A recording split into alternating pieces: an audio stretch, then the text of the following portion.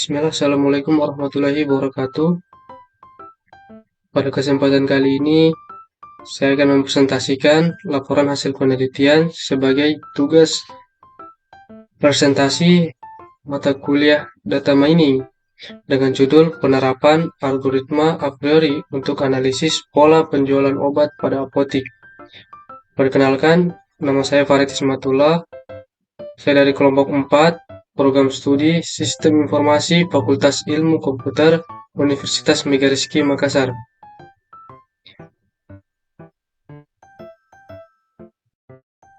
Mungkin saya akan langsung masuk pada bagian bab 1, latar belakang. Pada latar belakang ini dijelaskan perkembangan teknologi informasi menjadikan data sebagai aset penting dalam pengambilan keputusan. Salah satu sektor yang menghasilkan data transaksi dalam jumlah besar adalah apotik, khususnya dari aktivitas penjualan obat setiap harinya. Namun, pada praktiknya, data penjualan tersebut seringkali hanya disimpan sebagai arsip, tanpa analisis lebih lanjut. Hal ini dapat menimbulkan beberapa permasalahan, seperti ketidaktepatan pengelolaan stok, terjadinya penumpukan obat, bahkan risiko obat kadaluarsa, serta kurang optimalnya strategi penempatan dan promosi produk. Oleh karena itu, diperlukan suatu pendekatan analisis data yang mampu menggali pola pembelian konsumen. Salah satu metode yang sesuai adalah data mining, khususnya menggunakan algoritma a priori yang mampu mengidentifikasi keterkaitan antara item obat berdasarkan data transaksi penjualan. Berdasarkan latar belakang tersebut, rumusan masalah dalam penelitian ini meliputi bagaimana penerapan algoritma a priori pada data penjualan obat. Yang kedua, pola asosiasi apa yang dihasilkan, serta bagaimana hasil analisis tersebut dapat dimanfaatkan dalam pengambilan keputusan di apotik. Adapun tujuan laporan penelitian ini adalah untuk menerapkan algoritma a priori, mengidentifikasi pola asosiasi antar obat, serta memberikan rekomendasi pengelolaan stok dan strategi penjualan. Manfaat penelitian ini bersifat teoretis sebagai referensi akademik dan praktis sebagai pendukung pengambilan keputusan pihak apotik.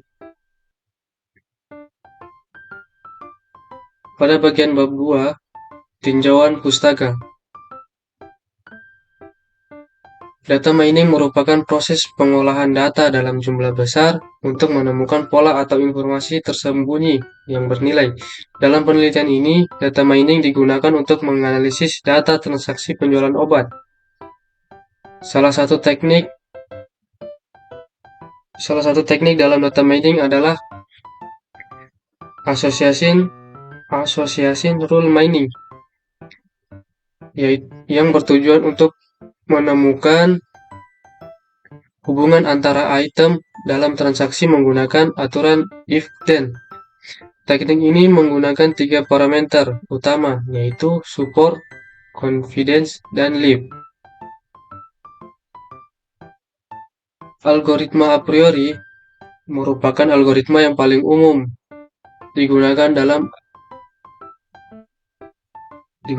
association rule mining.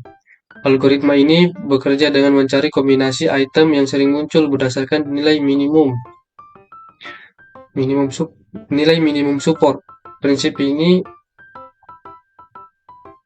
Prinsip utama a priori menyatakan bahwa jika suatu item set tidak memenuhi nilai support, maka keseluruhan kombinasinya juga tidak akan memenuhi. Berdasarkan penelitian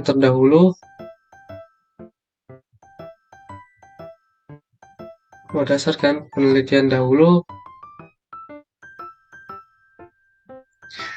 algoritma a priori terbukti efektif dalam menganalisis pola penjualan, khususnya pada data transaksi apotik. Oleh karena itu, algoritma ini dipilih dalam penelitian ini.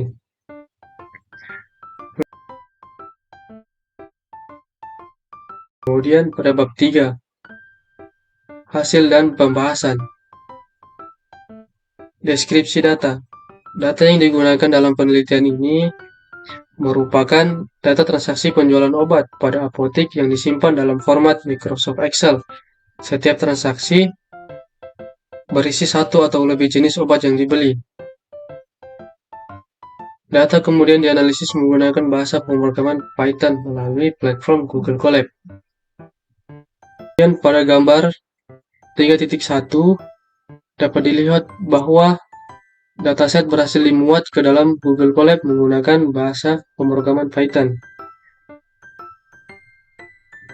Data ini menjadi dasar utama dalam proses analisis karena algoritma a priori bekerja dengan menganalisis pola kemunculan obat dalam setiap transaksi.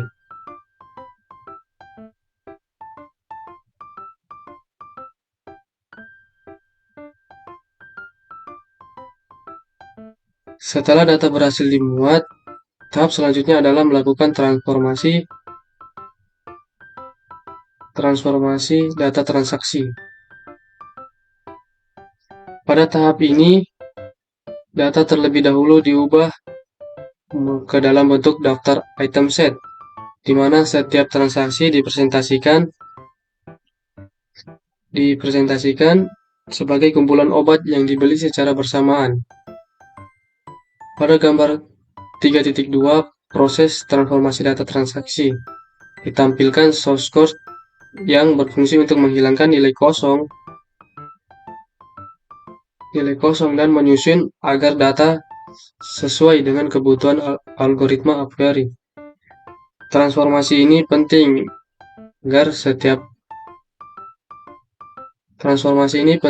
agar setiap transaksi hanya berisi data obat yang valid dan siap untuk dianalisis. Kemudian pembentukan matriks biner.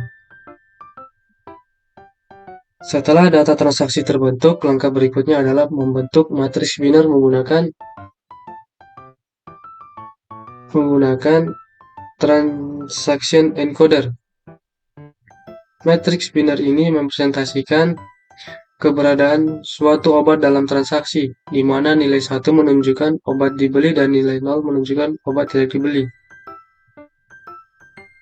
Pada gambar 3.3 memperlihatkan hasil proses encoding tersebut. Matriks inilah yang digunakan sebagai input utama dalam penerapan algoritma a priori. Kemudian, penerapan algoritma a priori. Pada tahap ini, algoritma a priori diterapkan untuk mencari frequent item set atau kombinasi obat yang sering muncul bersama dalam transaksi penjualan. Penelitian ini digunakan nilai minimum support sebesar 5%.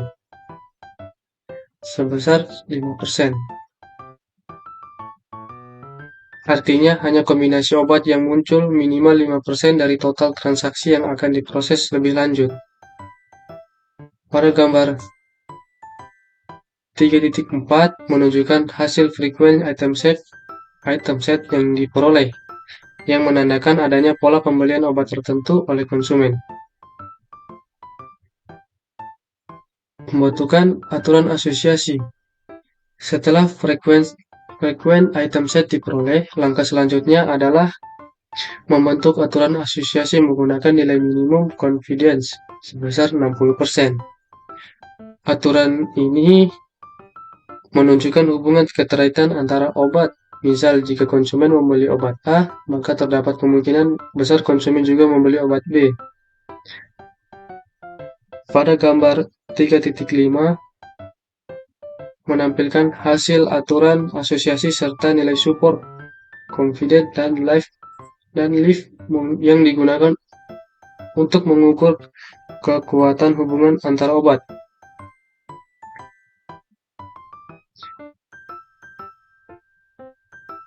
Adapun hasil analisis dan visualisasi,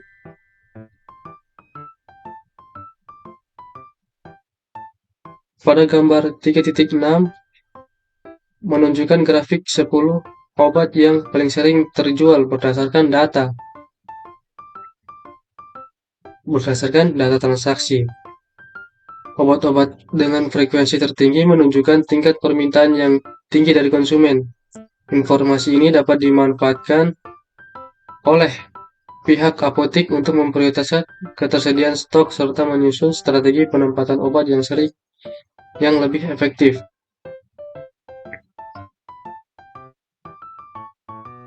Grafik hubungan dan support confidence. Pada gambar 3.7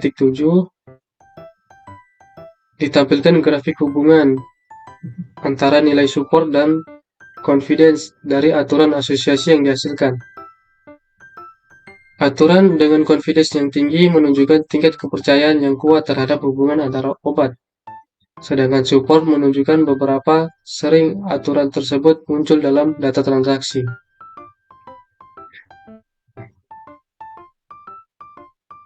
Grafik aturan asosiasi berdasarkan nilai lift.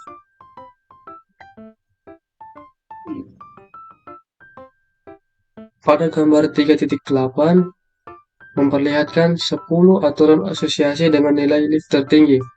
Nilai lift digunakan untuk mengukur seberapa kuat hubungan antar obat dibanding dengan kejadian acak. Semakin tinggi nilai lift, maka semakin kuat keterkaitan antar obat tersebut dalam transaksi penjualan.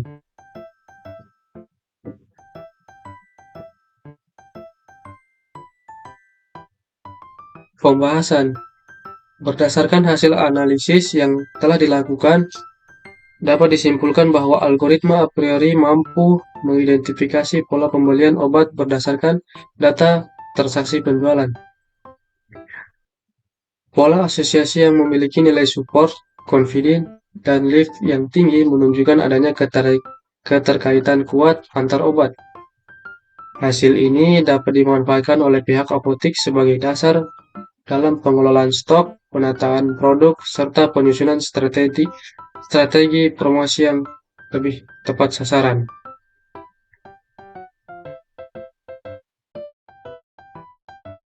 Kemudian pada bab 5,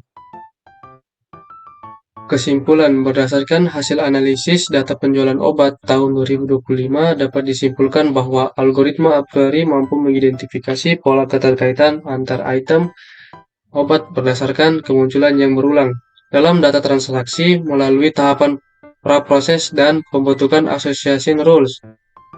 Diperoleh frequent item set serta aturan asosiasi yang memenuhi nilai minimum support dan confidence. Hasil analisis tersebut memberikan gambaran mengenai kecenderungan pola penjualan obat di apotek dan dapat dimanfaatkan sebagai informasi pendukung dalam pengelolaan stok serta perencanaan strategi penjualan dengan mempertimbangkan keterbatasan struktur data yang digunakan. Kemudian yang terakhir, saran. Penelitian selanjutnya disarankan menggunakan data transaksi berbentuk market basket dengan jumlah dan rentang waktu yang lebih luas agar pola yang dihasilkan lebih akurat. Selain itu, pengujian dengan variasi nilai support dan confidence serta penggabungan hasil analisis dengan kebijakan operasional apotek perlu dipertimbangkan untuk meningkatkan pemanfaatan hasil penelitian.